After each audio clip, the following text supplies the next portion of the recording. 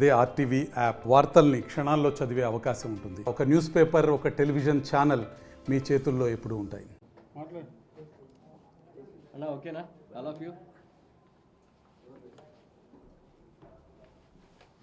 అన్న. పేరు పేరం శివనాగేష్. కేంద్ర మంత్రి రామ్దాస్ అత్వాలే గారి ఆదేశాల మేరకు ఆంధ్రప్రదేశ్ పర్యటనలో భాగంగా జరిగింది. అన్నగారు మంత్రి గారి సూచనల మేరకు కొన్ని కార్యక్రమాలు, కొంతమంది జిల్లా సర్వోన్నత అధికారులను కలవడం జరిగింది.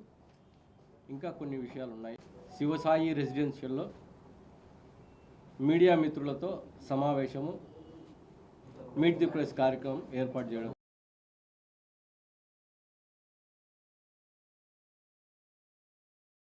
ఇప్పటికి కూడా కొంతమంది మన మీకు తెలియదేమో, భారత రాజ్యాంగంలో కొన్ని మార్పులు తీసుకొచ్చి ఏదో చేద్దాం అనుకుంటున్నాను. మార్పు చేయాల్సిన అవసరం లేదు. ఉన్న చట్టాలు అమలు చేస్తే చాలు, ఉన్నటినే దాన్ని జాగ్రత్త చూసుకుంటే చాలు.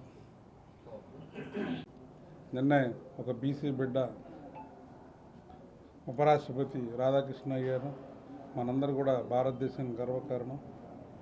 మరి అదేవిధంగా కేంద్ర మంత్రి రామ్దాస్ అత్వాలే గారు, రిపబ్లిక్ పార్టీ ఆఫ్ ఇండియా జాతీయ అధ్యక్షులు మరియు సామాజిక న్యాయ అండ్ సాధారణ మంత్రివర్యులు, అట్లాగే దానిలోనే దివ్యాంగుల దానికి కూడా ఆయన మంత్రివర్యులు. వచ్చే నెల అక్టోబర్ తారీఖున 4, 5, 6, 7 తారీఖులో ఆయన ఆంధ్రప్రదేశ్ పర్యటించున్నారు. అట్లాగే ఎన్డీఏ భాగస్వామ్య పార్టీ కాబట్టి మాది అక్కడ అనగాని సత్యప్రసాద్ గారి ఆధ్వర్యంలో తిరుమల తిరుపతి దేవస్థానానికి అయినా ముచ్చటగా 3 సార్లు అయిన మోడీ గారి మంత్రివర్గంలో ఆయన కేంద్ర మంత్రిగా ఉన్నారు. మరి రేపు తిరుమల తిరుపతి దేవస్థానం సందర్శనార్థం వస్తున్నారు. వారికి అనగాని సత్యప్రసాద్ గారి మంత్రివర్గంలో ఘనంగా సన్మానం ఏర్పాటు చేయడం జరిగింది. అందరూ కూడా ఈ యొక్క సన్మానానికి హాజరు కావాలని చెప్పి మా పార్టీ కార్యకర్తలకు, అంబేద్కర్ గారి అభిమానులకు మేము కోరుచున్నాం. ముఖ్యంగా ఈ భారతదేశంలో ఈ మధ్యకాలం ప్రతి 1,00,000 మందిలో 15,000 మందికి చెవిటి వినికిడి కోల్పోతున్నారు. అటువంటిది మన కేంద్ర మంత్రి గారి ఆధ్వర్యంలో ఒక 5,000 మందికి ఈ మిషనరీ మన గౌరవ ముఖ్యమంత్రి శ్రీ నారా చంద్రబాబు నాయుడు గారి నాయకత్వంలో, మా రామ్దాస్ గారి ఆధ్వర్యంలో ఒక 5,000 మందికి ఈ వినికిడి మిషన్లో మరి 6వ తారీఖున సీకే ఫంక్షన్ హాల్ మంగళగిరి అందు ఇవ్వడం జరుగుతుంది.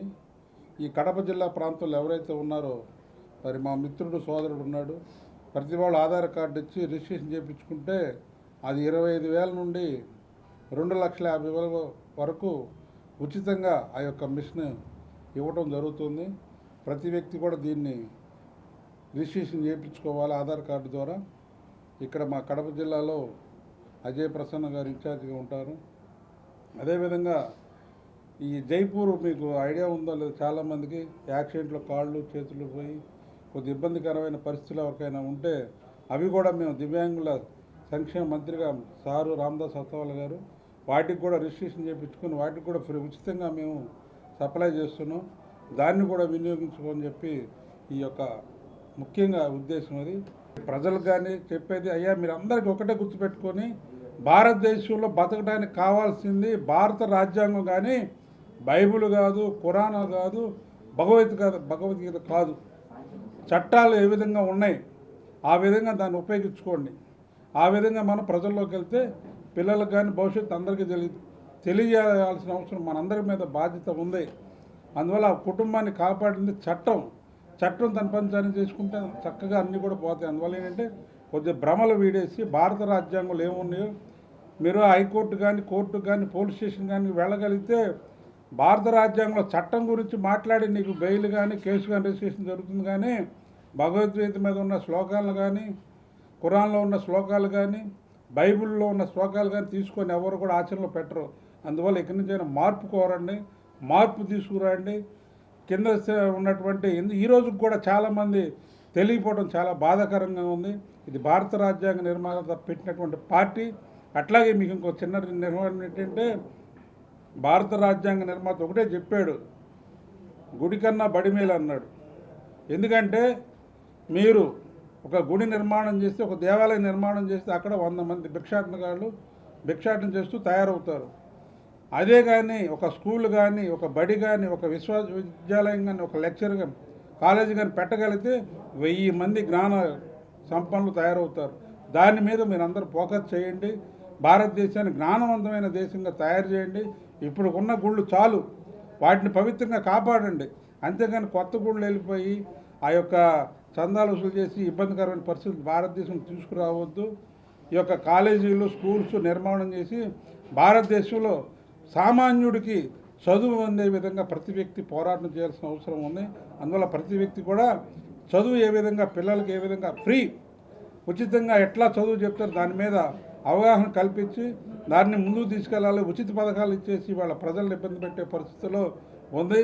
అందువల్ల ఒక్కటే మనకు కావాల్సింది, భారతదేశంలో డాక్టర్ బిఆర్ అంబేద్కర్ గారు చెప్పారు, తర్వాత వాజ్పేయి గారు చెప్పాడు, ఒకటే చెప్పాడు ఆయన, చదువుని ఫ్రీగా ఇవ్వండి, తర్వాత వైద్యానికి అవకాశం ఇవ్వండి. ఈ రెండు కానీ ఇవ్వగలిగితే భారతదేశం సుసంపన్నమైన దేశం అయితే. ఎందుకంటే చదువుకున్న జ్ఞానవంతుడు కష్టపడి పనిచేసుకొని 10 మందిని బతికిస్తాడు, 100 మందికి అవకాశాలు కల్పిస్తాడు. అదే భిక్షగాడిగా తయారైతే అక్కడే కూర్చుంటాడు, అక్కడే అతనికి ఏమి తెలియదు. అందువల్ల ఈ యొక్క మీడియా మిత్రుని కోరేది ఏంటంటే, చదువుని ఎంక్వైరీ చేయండి. అట్లా ఈ యొక్క చట్టాల మీద అవగాహన కల్పించే విధంగా మీడియా మిత్రులందరూ దీనిపై ఒక అవగాహన కల్పించాలని చెప్పి మీ అందరికీ కోరుకుంటూ, రేపు రానున్నటువంటి కేంద్ర మంత్రి గారి యొక్క పర్యటనలో మరి చెవిటి వారికి కానీ, మరి ఈ కాళ్ళు చేతులు లేని వారు అందరూ కూడా ఈ యొక్క చక్కటి అవకాశాన్ని వినియోగించుకొని ప్రతి వ్యక్తికి కూడా అది ఉచితంగా మేము ఇవ్వటం జరుగుతుంది. కేంద్ర ప్రభుత్వం పథకం అది, దివ్యాంగుల సంక్షేమ సగం దానికి మంత్రి సారు వచ్చేది రామదాస్ అత్వాల గారు, దాన్ని చక్కగా వినియోగించుకోవాలని చెప్పి మీడియా మిత్రులు తెలియజేస్తూ, మరిన్ని వీడియోస్ కోసం ఛానల్ ని సబ్స్క్రైబ్ చేయండి, లేటెస్ట్ అప్డేట్స్ కోసం వాట్సాప్ ఛానల్ ని ఫాలో చేయండి అండ్ లింక్ డిస్క్రిప్షన్ లో ఉంది.